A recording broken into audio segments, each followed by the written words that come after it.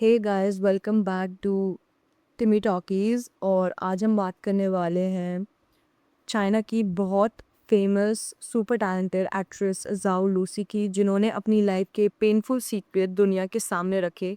Abuse, exploitation, paralysis, depression, सब कुछ। Let's get into it. Zhao Lucy 1998 में born हुई थी।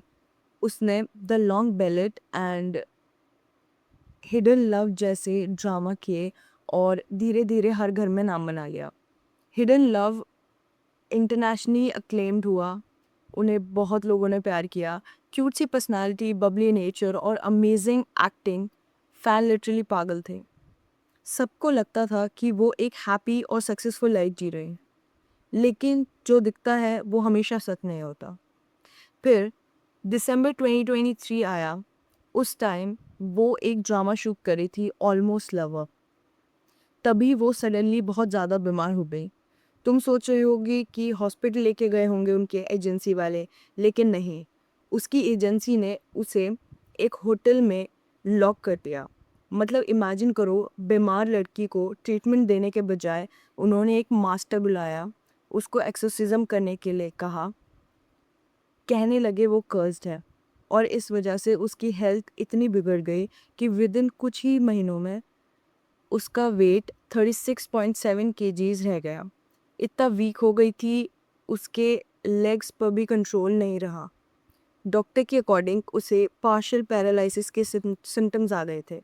मतलब वो चल भी नहीं पा रही थी प्रॉपर्ली। 2024 में वो ऑलमोस्ट गायब हो गई। रेयरली कभी दिख गई तो व्हीलचेयर पे थी, बिल्कुल फ्रजाइल। फैन शॉक में थे, एक बबली एक्ट्रेस सडनली इतनी वीक कैसे हो गई। और जब उसके सोशल मीडिया अकाउंट्स भी लॉक कर दिए गए, तो सबको लगा कि वो कहीं उसकी फ्रीडम भी छीन ना ली गई हो। इसी पीरियड में डॉक्टर ने कंफर्म किया कि निगलेक्ट और स्ट्रेस की वजह से उसे डायग्नोस हुआ है क्लिनिकल डिप्रेशन। इमेजिन करो, एक लड़की जो सबको हंसाती थी, खुद अंदर ही अंदर टूट गई। फिर जनवरी 2025 में फाइनली उसने खुद अपनी कहानी बताई, और बिलीव मी, वो एक बहुत हार्ट ब्रेकिंग थी। उसने बोला कि उसकी एजेंसी सालों से उसके साथ अब्यूज़ कर रही हैं, इंसल्ट, ब्लैकमेल, और उसकी हेल्थ सैक्रिफाइस करती सिर्फ काम के लिए।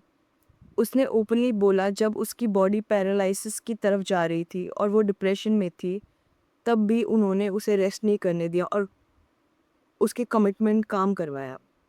ये सब सुनकर फैंस लिटरली रो पड़े। हर तरफ एक ही आवाज़ थी, दैट वी स्टैंड विद जाओ।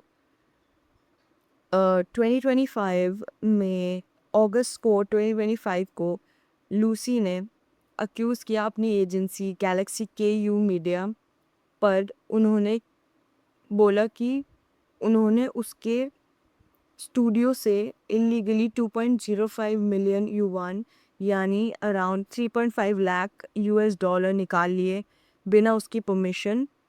और सिर्फ पैसे ही नहीं, उन्होंने उसका पर्सनल स्टूडियो तोड़ दिया और कॉन्ट्रैक्ट रिलीज़ करने से रिफ्यूज़ कर दिया। मतलब वो छोड़ना चाहती थी, पर उसे उन्होंने कॉन्ट्रैक्ट में बांधे रखा।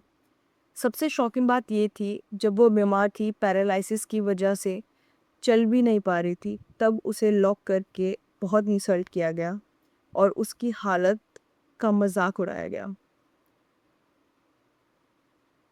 बाय मिड अगस्त पूरा चाइना सिर्फ इसी बात कर रहा था। एक बड़ा सवाल उठ गया, कितने और आर्टिस्ट ऐसे ही सफ़र करते हैं बट चुप हैं? क्या फेम के बदले हेल्थ और फ्रीडम सेक्रीफाइस करना पड़ता है? कुछ सेलिब्रिटीज़ ने क्वाइटली सपोर्ट किया, और फैंस ने बड़े ऑनलाइन कैंपेन शुरू किए demanding justice and better protection for actors. दिसंबर 2023 के इलनेस से लेकर अगस्त 2025 के एलिगेशन तक, जाओ लूसी की स्टोरी एक रिमाइंडर है कि स्टारडम के पीछे कितना पेन छुपा होता है।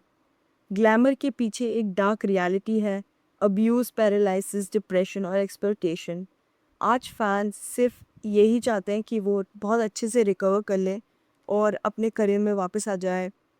She get back to her work, do great acting because she is a great actor. और शायद ये करेज चाइनीज़ इंडस्ट्री में कि हमेशा के लिए बदल दे, that people start coming out for their abuse and their mistreatment by their company.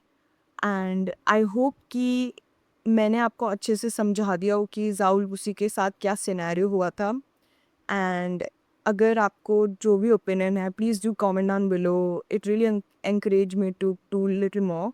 Thank you for watching. Bye bye.